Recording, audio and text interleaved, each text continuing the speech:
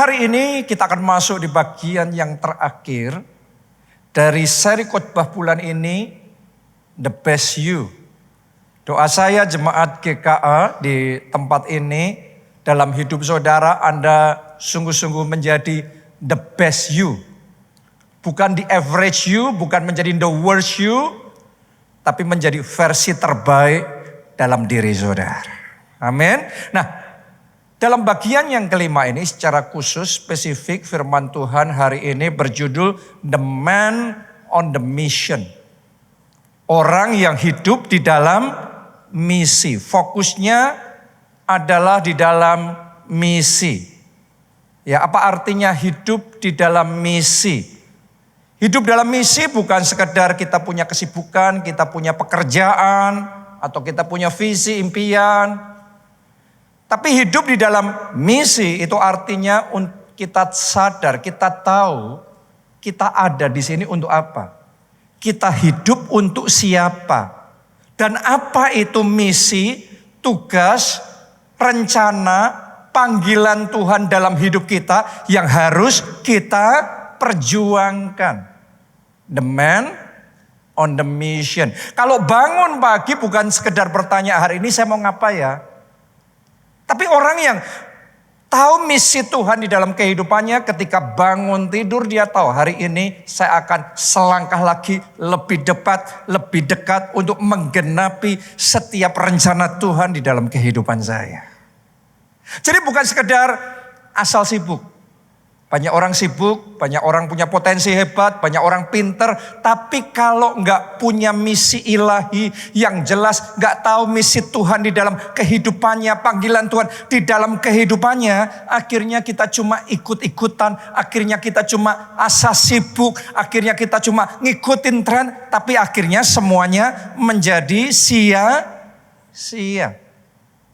Tahukah saudara bahwa misi itu yang memberikan arah? Arah itu yang menuntun keputusan. Keputusan itu yang membentuk kehidupan. Makanya kalau orang gak punya misi, arahnya kabur, kacau balau, hidupnya berantakan. Kenapa? Karena semua keputusan benar, semua jadwal benar, semua arah benar. Karena gak punya misi, gak punya arah. Hanya ketika kita punya arah, kita tahu, oh kita harus belok ke kanan, atau kita harus belok ke kiri, atau kita harus terus. Baru kita tahu. Kalau orang punya misi, kita tahu yang benar kanan, kalau kiri salah. Tapi kalau Anda putar-putar di Jakarta, naik taksi, naik mobil tanpa tujuan, mau kanan, mau kiri, mau maju, mau mundur, semuanya benar. Makanya hidupnya berantakan, hidupnya kacau.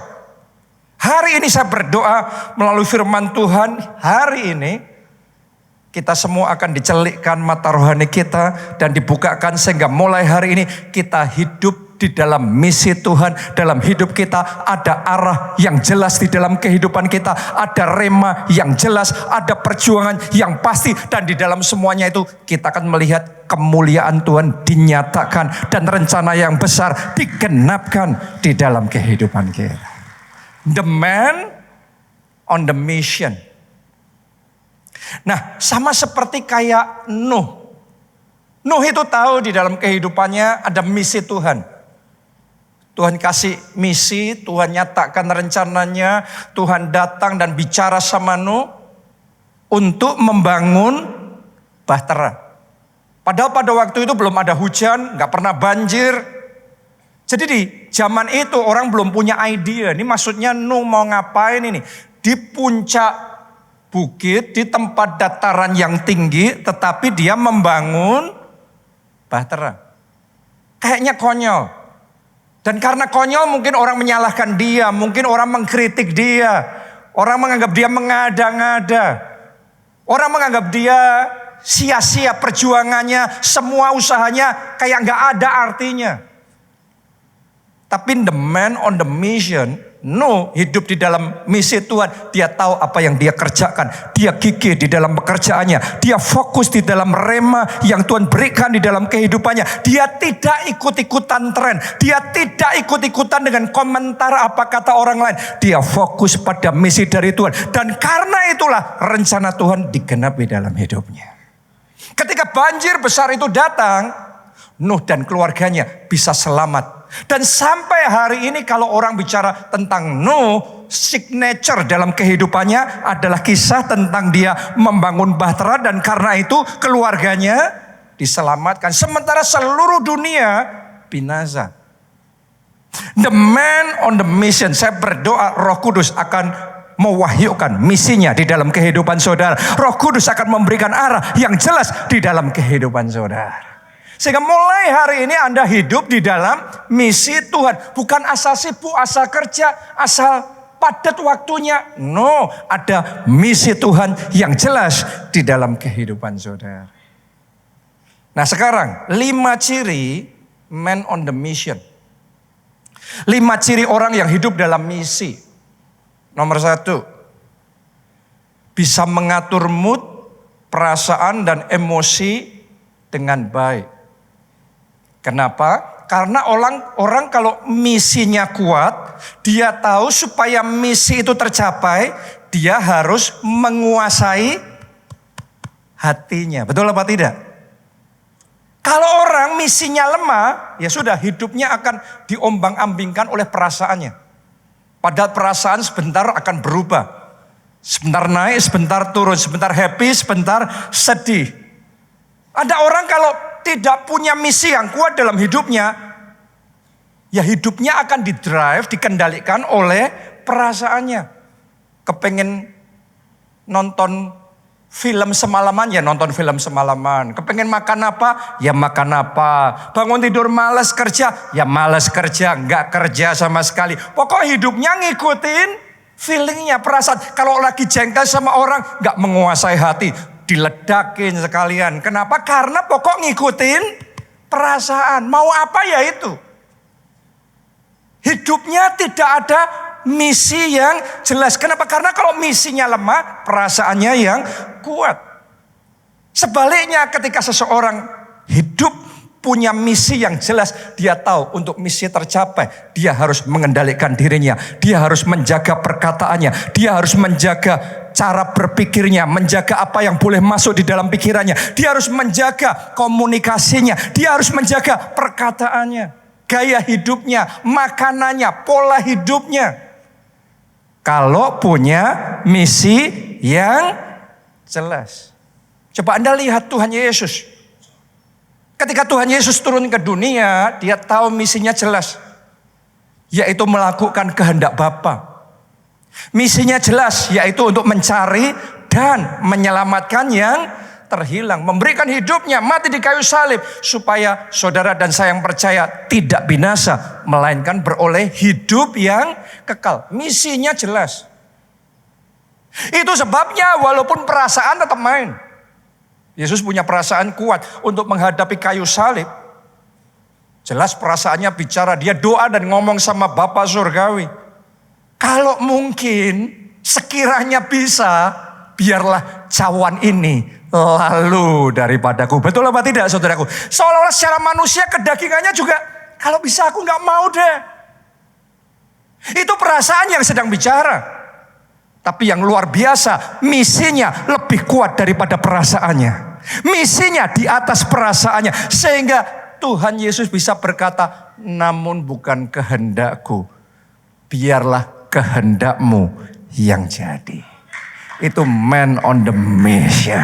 Orang yang tahu panggilan di dalam kehidupannya. Orang yang tahu misi ilahi di dalam kehidupannya. Doa saya mulai hari ini Anda bisa menguasai perasaan saudara. Anda tidak dikendalikan oleh perasaan, tapi Anda mengendalikan emosi, mood dan perasaan saudara.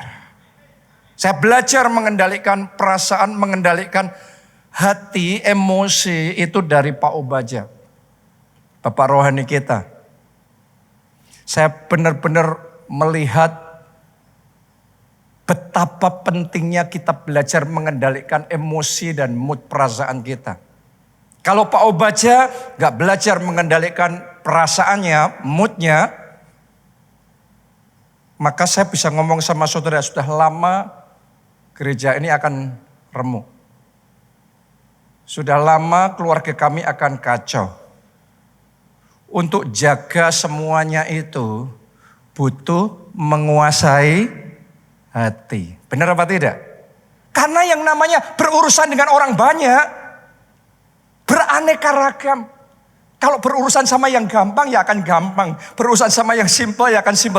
Tapi kan gak semua orang gampang. Gak semua orang simple. Akan ada orang-orang yang rumit. Ada orang-orang dengan ego yang besar. Ada orang-orang dengan agenda yang tersembunyi. Ada orang-orang yang akan melakukan hal-hal tertentu yang tidak baik di belakang. Ada orang yang nusuk dari belakang. Ada yang gini, ada yang gitu. Juru silatnya banyak. Dan di dalam menghadapi semuanya itu, kalau nggak hati-hati, kalau nggak jaga hati, apa yang terjadi dengan perasaan? Kita bisa kecewa, kita bisa jengkel, kita bisa marah, kita bisa sedih, kita bisa dendam, kita bisa benci. Dan kalau nggak bisa jaga hati lagi, akhirnya diledakin semuanya itu. Dan kalau diledakin semuanya, rusak keluarga, rusak hubungan pertemanan, rusak kelompok sel, rusak tim ibadah, rusak gereja, rusak segalanya.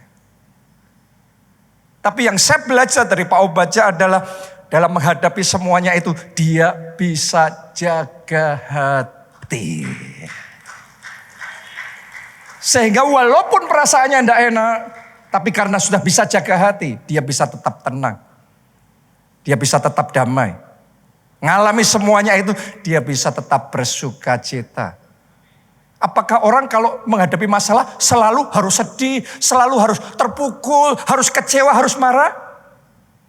Awalnya mungkin, tapi kalau Anda belajar menjaga hati dengan segala kewaspadaan, harusnya kecewa tapi bisa mengampuni, harusnya membalas tetapi Tuhan berkata balaslah kejahatan dengan kebaikan, harusnya melakukan yang dendam tetapi malah bisa mendoakan dan memberkati. Dan karena Pak Obadja bisa menjaga hati, akhirnya step by step setiap rencana Tuhan tergenapi. Ini tergenapi lagi. Dan kemuliaan Tuhan semakin besar dinyatakan. Karena jaga hati. Saya berdoa hari ini Anda mau buka hati saudara dan dengarkan pesan firman Tuhan hari ini. Jaga hati. Dalam keluarga, jaga hati. Dalam kelompok sel, jaga hati. Dalam tim pekerjaan saudara, jaga hati. Relasi partner bisnis saudara, jaga hati. Dalam keluarga, dalam pernikahan apalagi. Hubungan dengan orang tua, hubungan dengan anak. Perlu jaga hati. Kalau Anda nggak jaga hati, keluarga baik pun bisa rusak. Yang membedakan keluarga baik tetap utuh, tetap solid, tetap bisa bersatu adalah apakah orang-orangnya mau jaga hati. Ternyata saudaraku, saya belajar untuk membangun gereja pelayanan yang berhasil tidak cukup pendeta yang hebat. Saya kenal banyak pendeta hebat tapi nggak jaga hati, gerejanya rusak semua. Saya tahu pengusaha-pengusaha yang tajam, bertalenta luar biasa, tapi nggak bisa jaga hati, pernikahannya kacau, keluarganya kacau, akhirnya bisnisnya, keuangannya kacau semua. Karena hidupnya akhirnya didominasi oleh perasaannya. Diikuti, padahal iblis bisa memainkan dari situ. Saya belajar untuk bisa jaga hati. Sekian waktu saya ngomong sama istri saya tidak mau dalam hidup saya nanti kalau sudah tua, saya menengok ke belakang dan kemudian saya mendapati mayoritas tahun-tahun dalam hidup saya penuh dengan kejengkelan, kepahitan, kemarahan. Saya ngomong saya nggak mau hidup yang kayak gitu.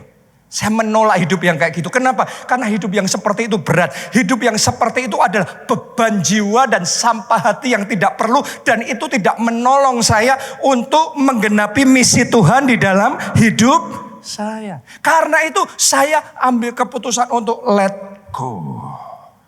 Let go semua kecewa, let go semua kepahitan, let go semua kemarahan, let go semua kejengkelan. Saya let go. Saya ngomong ini bukan sesuatu yang ringan. Khususnya kalau kita sudah dikhianati, khususnya kalau kita sudah ditipu, khususnya kalau kita mengalami hal yang sangat menyakitkan. Tapi sampai di satu titik, saya mau ngomong sama saudara, perlu untuk kita belajar let go. Semua dendam, semua amarah, semua kepahitan, semua kejengkelan, Alkitab ngomong, buanglah semuanya itu. Amin. Kadang-kadang mengampuni orang bukan tentang orang itu, tetapi tentang berdamai dengan diri kita sendiri. Karena selama Anda tidak berdamai dengan diri saudara sendiri, Anda akan membawa beban jiwa yang berat. Hidupmu akan terlalu berat untuk mencapai misi Tuhan dalam hidup saudara. Hari ini buang beban jiwa, buang kecewa, buang pahit hati, buang kemarahan. Amin. Bukan berarti kita jadi orang naif yang ditipu terus. No, firman Tuhan ngomong belajar cerdik seperti ular dan tulus seperti merpati. Bukan berarti terus kita ya sudah ditipu lagi. No. Kita belajar dari pengalaman. Tetapi jangan membiarkan hatinya menjadi dingin. Jangan membiarkan hati saudara penuh dengan sampah-sampah yang tidak perlu. Polusi-polusi hati yang mencemari hati. Beban jiwa yang akan menjadi bandol. Sehingga Anda sangat berat untuk maju mencapai misi Tuhan itu. Saya ajak saudara, hari ini semua beban jiwa itu buang dari hati saudara. Mulai hari Anda merdeka, Anda bebas, dan mulai hari Anda menjadi man atau woman on the mission. Dan setiap misi Tuhan dalam hidup saudara tergenapi. Amin. Jangan dikendalikan oleh perasaan, kendalikan perasaan saudara. Jagalah hatimu dengan segala kewaspadaan. Itu nomor 1. Sekarang nomor 2. Man on the mission berdisiplin tinggi setara dengan misinya. Karena misinya kuat, dia tahu supaya tercapai butuh disiplin. Ya, banyak orang punya misi yang besar, tapi lack of disiplin, misinya benar-benar menjadi mission impossible beneran. Dan impossible untuk tergenapi tanpa disiplin. Disiplin bukan hanya untuk urusan-urusan besar, tapi juga disiplin untuk urusan-urusan kecil. Karena Alkitab yang ngomong barang siapa setia dalam perkara kecil, ia setia dalam perkara besar. Orang kalau punya misi yang jelas, kita harus belajar mendisiplin jam tidur kita. Mendisiplin makanan kita. Mendisiplin dengan siapa kita bergaul. Enggak sembarangan, enggak semuanya loh. Kita mengasihi semua orang. Tetapi bicara tentang persahabatan, kita harus punya boundaries. Kita mendisiplin tontonan kita. Channel sosial media yang kita ikuti.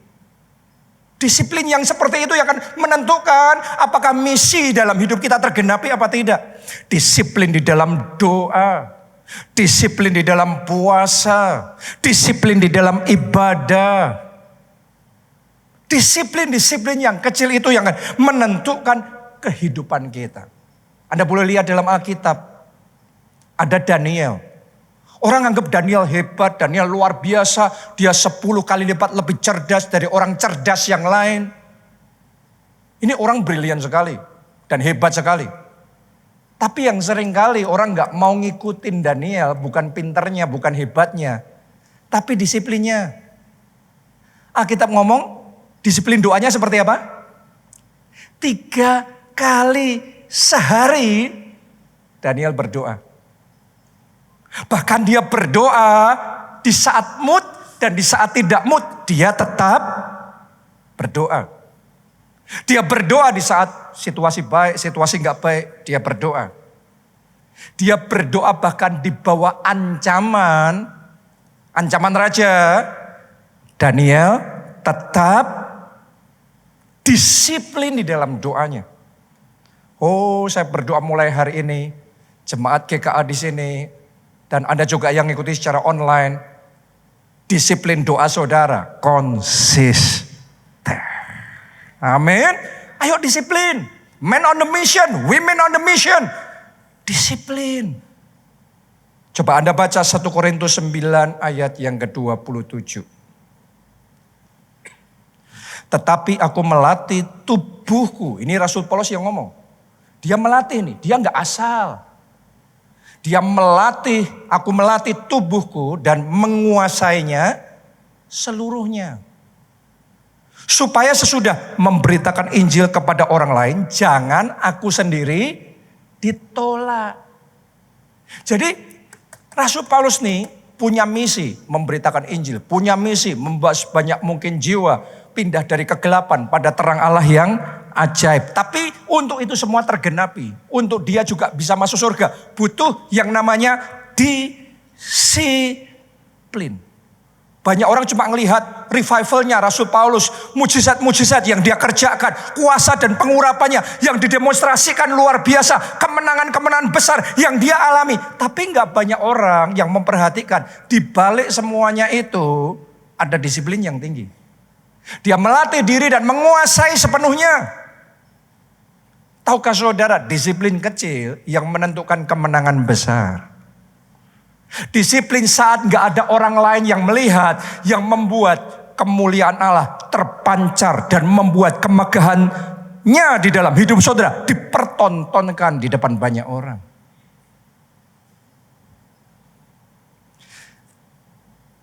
Saya pernah baca kisah Kobe Bryant, salah satu pemain basket paling top di dunia.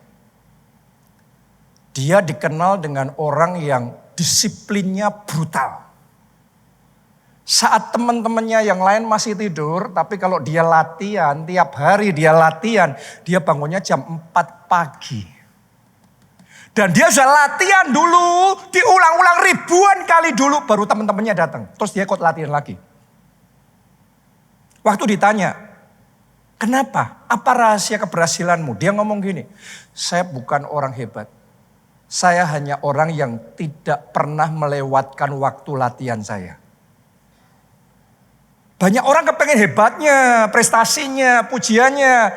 Tapi nggak banyak orang mau bangun jam 4 paginya. Tanpa miss, tanpa henti. Dan terus berlatih dengan disiplin. Tapi disiplin kecil yang membuat prestasi besar. Kapanpun Anda melihat orang hebat, dengan kemenangan besar kayaknya gampang. Yang Anda gampang lihat di depan mata saudara, di belakang mimbar, di momen yang tidak Anda lihat, itu kerja kerasnya banyak tuh.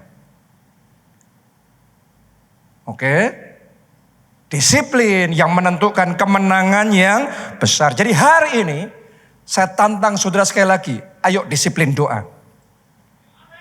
Yang amin baru satu orang di belakang. Saya ulang sekali lagi, ayo disiplin doa. Ayo disiplin firman Tuhan. Ayo disiplin puasa. Ayo disiplin ibadah. Tepuk tangannya yang paling meriah buat Tuhan kita. Ya, kalau Anda punya misi dalam financial freedom, disiplin ngatur budget, disiplin ngatur keuangan, disiplin pembukuan, disiplin meningkatkan financial IQ. Kadang-kadang banyak orang merasa sudah tahu semuanya dalam keuangan, karena itu ya sudah ngerti semuanya. Semakin kita merasa kita sudah tahu semuanya, kita perlu ngerti kita belum tahu apa-apa.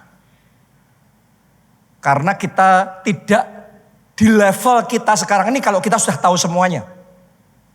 Kalau Anda sudah tahu semuanya, Anda akan sudah naik lipat-lipat di atas sana. Kenapa kok ada dalam hidup kita kok orang kok sampai di situ ya, kok bisa ya? Ya, sesederhana, bukan cuma luck, bukan cuma keberuntungan. Tapi ada hal-hal yang dia pahami, yang kita belum pahami. Ada disiplin-disiplin yang dia kembangkan, yang kita belum kembangkan. The man on the mission hidup dalam disiplin. Jemaat GKA hidup punya disiplin. Bukan disiplin asal-asalan, disiplinnya tinggi, disiplinnya powerful, dan disiplinnya yang memastikan rencana Tuhan dalam hidup saudara tergenapi. Ayo kita kasih tepuk tangan yang paling meriah buat Tuhan kita. Yang ketiga, the man on the mission tidak menunggu pintu terbuka. Tapi kita membuat pintu terbuka. Kadang-kadang banyak orang menunggu berkat turun. Menunggu mujizat terjadi. Padahal Tuhan juga memerintahkan kepada kita untuk mengerjakan mujizat supaya jadi. Ayat 5 tahun ini, Yesaya 43 ayat 19. Aku hendak membuat jalan di padang gurun dan sungai-sungai di padang belantara. Ada waktunya Tuhan membuat jalan buat kita. Tapi saya perlu ngomong sama saudara, dengarkan baik-baik. Ada waktunya Tuhan mau ngajarin kita supaya kita meneladani Tuhan, melangkah dengan iman untuk membuat jalan kita sendiri.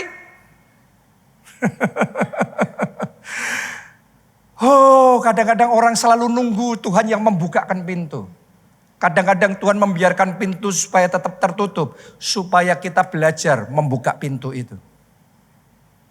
Kalau nggak ada pintunya gimana Pak? Buat pintu sendiri. Kalau nggak bisa buat pintu sendiri gimana Pak? Lompatin pagarnya. Lompatin temboknya. Kalau temboknya terlalu tinggi gimana Pak? Gali tanahnya di dalam. Pokok orang Prancis ngomong, "Mbuh piye carane?" Oke, nggak tahu gimana caranya, pokok harus bisa. Dalam Alkitab ada kisah tentang orang-orang yang membawa temannya seorang lumpuh supaya disembuhkan sama Tuhan Yesus. Masih ingat gak saudara? Mereka sudah gotong temannya jauh-jauh, capek-capek supaya disembuhin Tuhan Yesus. Tapi begitu nyampe di tempat tujuan, ternyata tempatnya penuh sesak. Semua orang juga kepengen didoain Yesus, semua orang kepengen melihat Tuhan Yesus, semua orang kepengen disembuhkan. Jadi sekarang mereka nggak bisa.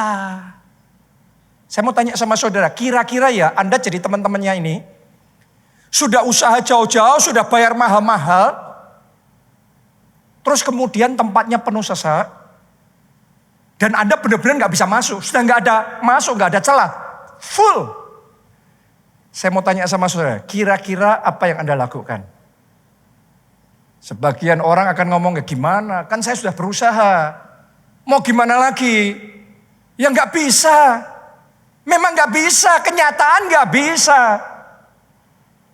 Tapi kadang-kadang saudaraku, untuk mujizat bisa terjadi, kita tidak boleh menerima kata tidak. Kita harus belajar mengubah tidak menjadi ya. Kita tidak nunggu pintu terbuka. Kadang-kadang tidak nunggu lautan harus terbelah. Tidak nunggu orang-orang yang penuh itu buka jalan supaya bisa lewat. No, yang mereka lakukan, mereka teman-temannya ini menggotong temannya yang lumpuh sampai naik ke atap. Atapnya dibongkar dan mereka turunkan dari atas ke bawah tepat di depan Yesus. Dan saat itulah Yesus melayani, mendoakan, dan temannya sembuh. Mission accomplished, misi tercapai. Karena tidak nunggu, tidak pasif, tapi proaktif. Hari ini saya percaya spirit yang proaktif, mentalitas yang proaktif, cara berpikir mindset yang proaktif Tuhan impartasikan dalam hidup saudara. Tuhan bangkitkan dalam hidup saudara. Mulai hari ini Anda tidak sekedar menunggu berkat, tapi Anda berjalan dengan iman bersama dengan Tuhan. Membuka pintu-pintu yang tertutup, merebut kemenangan-kemenangan, wilayah-wilayah yang baru, dan mengerjakan perkara-perkara yang mustahil menjadi tidak mustahil. Tepuk tangannya boleh yang paling meriah buat Tuhan kita. Saudara pasti kenal nama ini dong, Kolonel Sanders, pendiri KFC. Dia umur 65 tahun, gak punya duit, hidup dari tunjangan pemerintah, dan secara finansial hopeless. Kalau saudara jadi dia, dan saya ketemu dengan orang-orang di usia 65 tahun, dalam kondisi seperti ini, tendensi berpikirnya gimana? Sudah terlambat, sudah terlalu tua, gak bisa apa-apa. putus asa. Tapi tidak dengan dia. Dia berjuang, dia berusaha. Gimana caranya dia masak ayam goreng dan lain sebagainya. Tapi belum berhasil. Dia coba lagi. Dia cari modal. Gak bisa juga. Dan dia coba, dia gak putus aja. Coba, dia sempurnakan, dia perbaiki. Dan terus dia coba. Walaupun ditolak 1009 kali. Tapi karena pantang menyerah. Sampai di satu titik. Berhasil. Sekarang mungkin bukan hanya 1000 restoran KFC. Tapi gak tahu ya, puluhan ribu atau berapa banyak di seluruh dunia. Untuk setiap satu penolakannya, Tuhan gantikan dengan ratusan ribuan kali restoran-restoran baru yang Tuhan percayakan kepadanya. Saya mau ngomong dan saya berdoa untuk setiap kekalahan, untuk setiap kemunduran, untuk setiap stagnasi yang Anda hadapi. Ketika Anda pantang menyerah dan Anda terus berjuang, Anda akan melihat masalah dirubah menjadi mahkota kemuliaan Tuhan dinyatakan. Amin. Jadi jangan nunggu. Jangan punya mentalitas selalu nunggu berkat. Nunggu modal. Saya ingat Pak Obaja pernah cerita waktu jadi pengusaha. Modalnya terbatas. Waktu itu dia pengusaha tekstil. Kompetitor yang lain modalnya luar biasa. Bisa beli mesin canggih. Teknologi paling mutakhir dari Jerman. Sedangkan Pak Obaja mesinnya mesin butut, mesin kuno, sudah mesin yang tidak kepake, dijual orang, sudah gak ada artinya ini. Sudah. Oke. Jadi gak seimbang. Pertarungan Goliat, Daud melawan Goliat.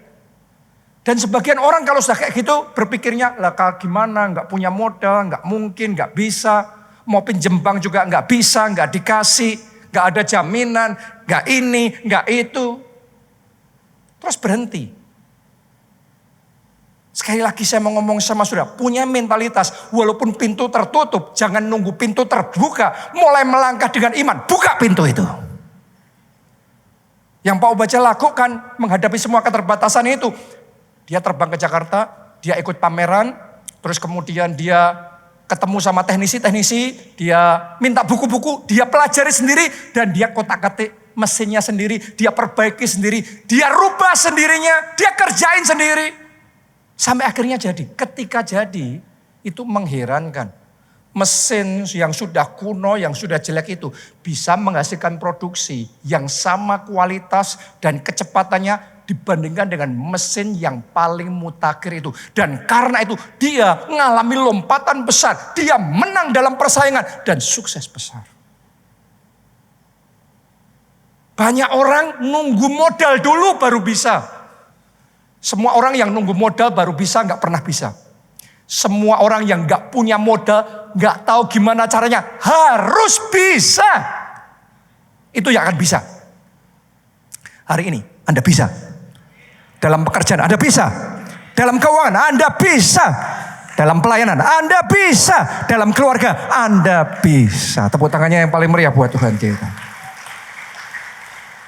Pak Obaja mengoperasikan mesin paling mutakhir tanpa punya mesin paling mutakhir. Mesinnya kan kuno kan, tapi bisa. Coba Anda lihat zaman sekarang nih ya, aplikasi-aplikasi ride hailing, kayak Gojek, Grab dan lain sebagainya, menjalankan bisnis taksi tanpa punya taksi. Bisa kan? Saya punya kenalan-kenalan membangun mall tanpa punya mall, tanpa punya tanah, tanpa punya capital finansial untuk membangun mall. Tapi bisa membangun hotel-hotel tanpa punya modal. Tapi bisa. Banyak orang selalu ngomongnya tidak bisa. Terus nunggu. Dan kita berharap tiba-tiba Tuhan membuat yang tidak bisa jadi bisa. Tuhan yang mau mengurapi kita. Tuhan yang memberi kita hikmat. Sehingga kita bangkit melangkah dengan iman. Dan membuat yang tidak bisa jadi bisa. Katakan amin. Tepuk tangannya yang paling meriah buat Tuhan kita. Saya tahu akan ada inspirasi yang Tuhan berikan. Dan akan ada orang-orang di tempat ini. Tuhan akan berikan rema. Tuhan akan berikan inspirasi. Untuk Anda melakukan hal-hal yang selama ini belum pernah bisa. Dan tahun ini Tuhan akan bawa Anda naik level. Anda akan bisa masuk di level yang sebelumnya belum mungkin. Tidak mungkin. Tapi Tuhan buat yang tidak mungkin jadi mungkin. Tepuk tangannya yang paling meriah buat Tuhan. Yang keempat, the man on the mission tidak takut tantangan. Tidak takut dengan persoalan, dengan masalah. Ayo kita baca Yakobus 1 ayat 12. Berbahagialah orang yang bertahan dalam pencobaan. Apabila ia sudah tahan uji, ia akan menerima mahkota kehidupan yang dijanjikan Allah kepada barang siapa yang mengasihi dia. Coba Anda renungkan kalimat pertama, berbahagialah orang yang bertahan dalam pencobaan. Jadi ketika mengalami pencobaan, ada yang tahan, ada yang tidak. Ayo saudara yang ngadepin masalah sekarang, yang di tengah ujian, mengalami tantangan besar, tekanannya, pressure-nya, under pressure-nya kuat. Doa saya, sementara Anda mendengarkan firman Tuhan hari ini, anugerah Tuhan diberikan untuk Anda tetap tahan. Sekalipun di tengah pencobaan, sekalipun ada badai menerpa, Anda tidak menyerah. Anda tetap kuat, Anda tetap teguh, Anda tetap tahan. Karena yang tahan, yang berbahagia, yang tahan, yang akan diberikan mahkota. Tidak semua menerima mahkota, tapi yang tahan dalam pencobaan. Coba saudara renungkan ya, di setiap masa yang sukar, di setiap masa ujian dan pencobaan, di setiap krisis, itu orang yang tidak dicekam dengan ketakutan dan kepanikan yang menang. Coba Anda renungkan ya, kita belajar dari sejarah ya. Indonesia mengalami Krismon 98. Zaman itu banyak yang panik apa tidak? Banyak yang panik, banyak yang takut. Tapi ada enggak yang justru melejit naik? Yang melejit naik itu bisa mengalahkan ketakutan dan kepanikannya. Saat orang berpikir kiamat habis Indonesia, kiamat Indonesia mau redam. Hari ini Indonesia berjaya. Saudara harus belajar dari pengalaman bahwa yang kita rasa bakal kiamat, bakal habis. Belum tentu. Itu hanya goncangan sesaat. Setelah itu akan pulih dan bangkit lagi. Masa kita gak belajar pandemi kemarin? Seluruh dunia ngomong gelap, habis semuanya. Semua sembunyi semuanya. Tapi sekarang tetap jalan.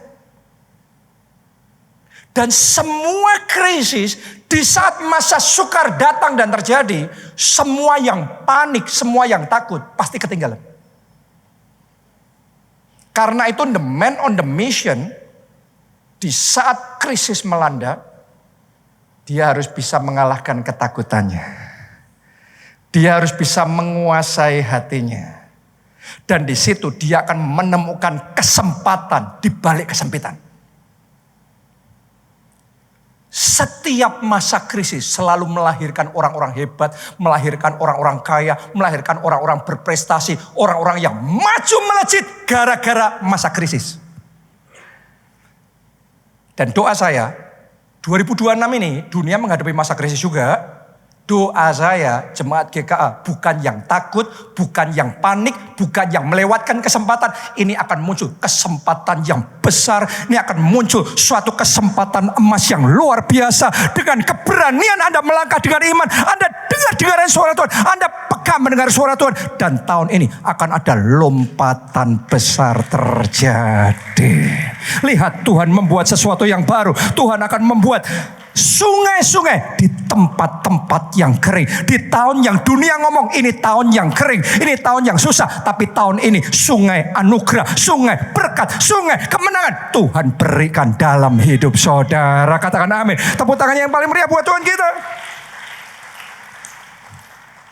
Yang terakhir, yang kelima, the man on the mission itu berjuang untuk meninggalkan warisan ilahi, warisan iman yang sifatnya kekal.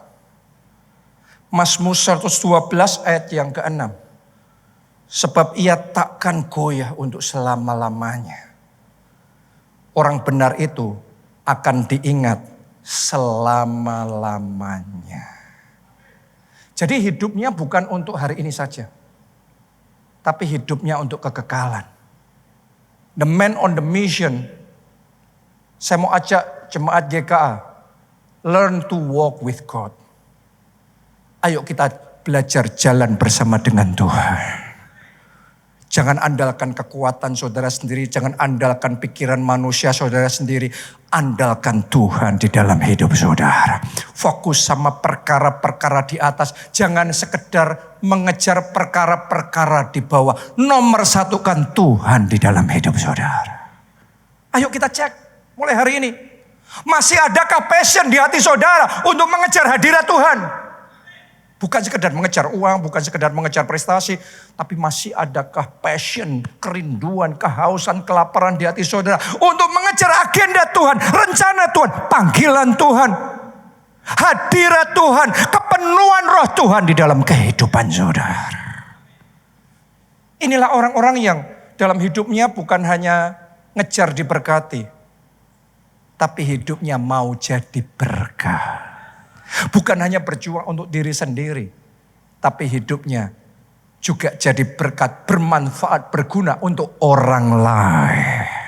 Untuk rencana dan kemuliaan Tuhan.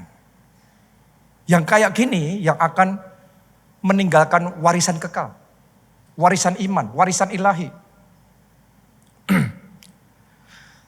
Saya pernah baca penginjil, salah satu penginjil terbesar sepanjang masa, Billy Graham.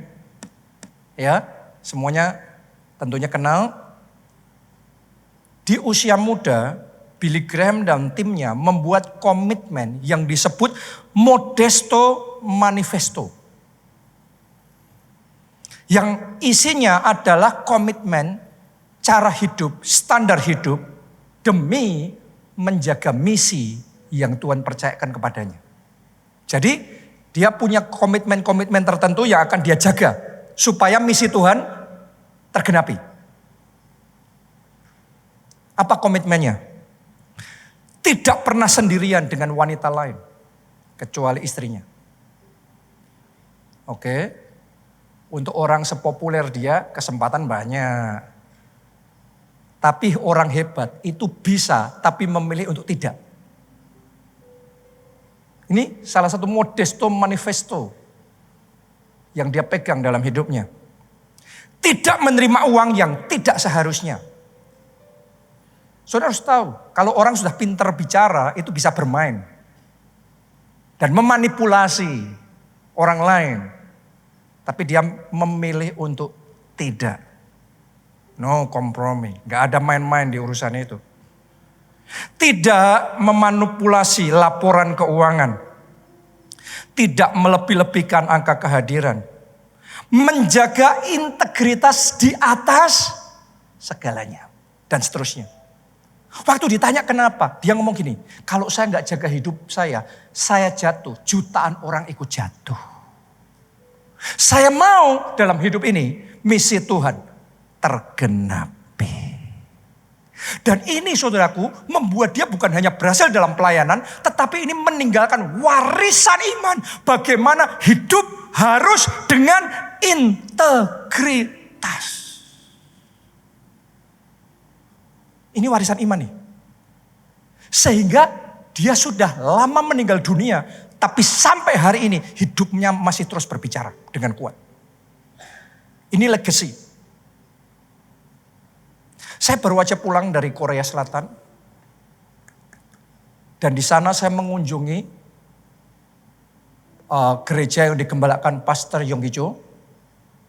Dan secara khusus saya juga menyempatkan untuk mengunjungi bukit doa yang mereka bangun, yaitu Osanri. Dan ketika saya mengunjungi di situ, ternyata sekarang sudah dibangun museumnya, ya, museum memorial hall-nya dari Pastor Yonggi Cho. Buat saya, saudaraku, saya sangat diberkati dan saya sangat terinspirasi bagaimana kehidupan doanya dan bagaimana imannya Pastor Yonggi Cho ini memberikan warisan iman yang luar biasa kepada kita generasi berikutnya untuk belajar berani berjalan dengan iman, mengerjakan perkara-perkara besar bersama Tuhan, bahwa bersama Tuhan tidak ada yang mustahil. Bahkan boleh ngomong gini, hampir semua, kalau tidak semuanya, karena saya belum pernah ketemu yang tidak, semua pendeta gereja terbesar di dunia ngambil inspirasinya dari Pastor Yonggi Cho. Itu warisan iman yang tidak luntur oleh zaman. Dia sudah nggak ada, tapi hidupnya terus berbicara. Warisan imannya terus menghasilkan buah-buah yang luar biasa. Dan untuk bisa seperti itu, nggak mungkin orang cuma hidup untuk diri sendiri. Kita butuh hidup untuk agendanya Tuhan. Kita butuh hidup untuk rencananya Tuhan. Kita butuh hidup untuk jadi berkat. Doa saya mulai hari ini Anda naik level, kita semua naik level. Kita jadi men and women on the mission. Dan setiap misi yang Tuhan percayakan dalam hidup kita, semuanya terlaksana, semuanya tergenapi. Mari kita bangkit berdiri. Rohmu yang hidup penuhiku. Rohmu yang hidup penuhiku, mengalir dalamku. Jiwaku tenang bersamamu dalam naungan. Rohmu yang kudus pulihkanku.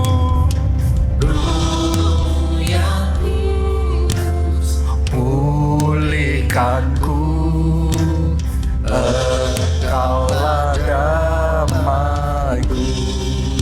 Ku hidup oleh anugerah-Mu. Ku hidup oleh anugerah-Mu yang menyertaiku. Sekali lagi katakan, yang menyertaiku. Yang menyertai. Mari semuanya kita angkat dua tangan kita, katakan, ku buka hati, tu jamaah berserah penuh di hadirat-Mu. Kau ambil alih suruh hidupku di altar-Mu, menyembah-Mu. Sekali lagi mari katakan, ku buka hati, tu jamaah berserah penuh di hadirat-Mu. Kau ambil alih suruh hidupku di altar-Mu, menyembah-Mu.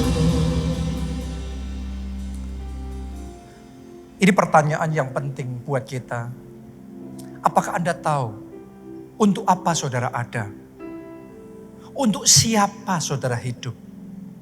Dan apa misi yang Tuhan berikan kepada saudara? Doa saya Anda tidak sekedar sibuk. Anda gak sekedar kerja. Bukan sekedar jadwalnya padat. Tapi doa saya Anda menjadi men or women on the mission. yang tahu misi Tuhan dalam hidup saudara, yang bekerja, yang berjuang untuk menggenapi misi itu dalam hidup saudara. Siapa yang hari ini mau hidupnya mengerjakan misi Tuhan dalam hidup saudara? Mari angkat dua tangan saudara, mari arahkan hati saudara, mari arahkan doa saudara sama Tuhan. Tuhan, aku mau hidup di dalam misimu dalam hidupku. Tuhan, nyatakan misimu dalam hidupku. Tuhan, berbicaralah misimu di dalam hidupku. Mampukan aku untuk berjalan, mampukan aku untuk menggenapi misimu dalam hidupku. Beri aku anugerah untuk tidak menyerah di tengah jalan, untuk tidak berkecil hati, untuk tidak berpuas diri sebelum misi itu tercapai. Tuhan, beri kekuatan untuk aku menguasai perasaan, menguasai mood, menguasai hati, menjaga hati dengan segala kewaspadaan. Mampukan aku ya Tuhan. Doa saudara, doa.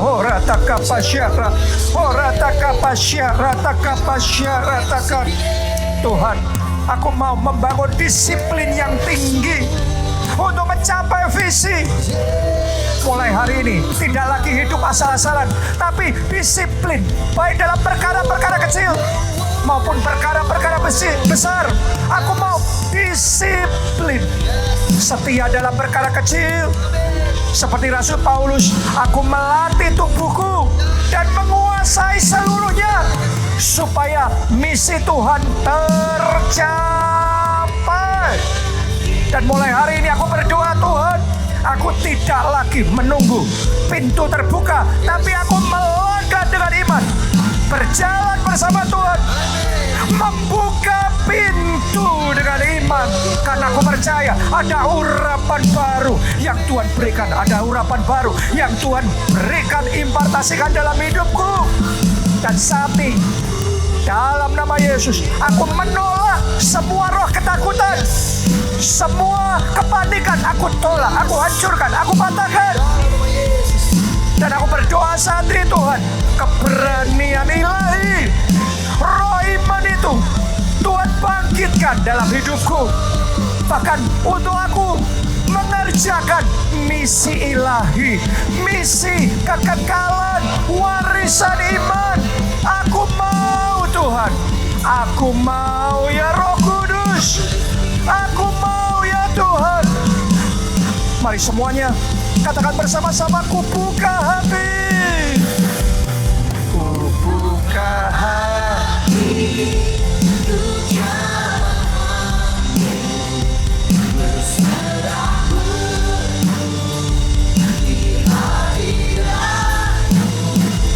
Kau ambil alih seluruh hidupku di altar-Mu, yang terakhir, yang terbaik. Ku buka hati, tu jamahan, berserah penuh di hadirat-Mu.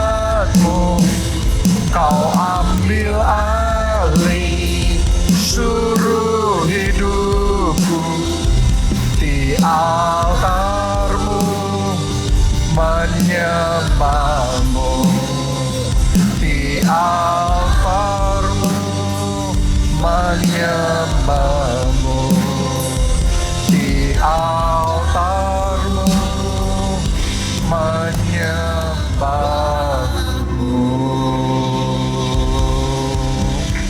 Terima kasih.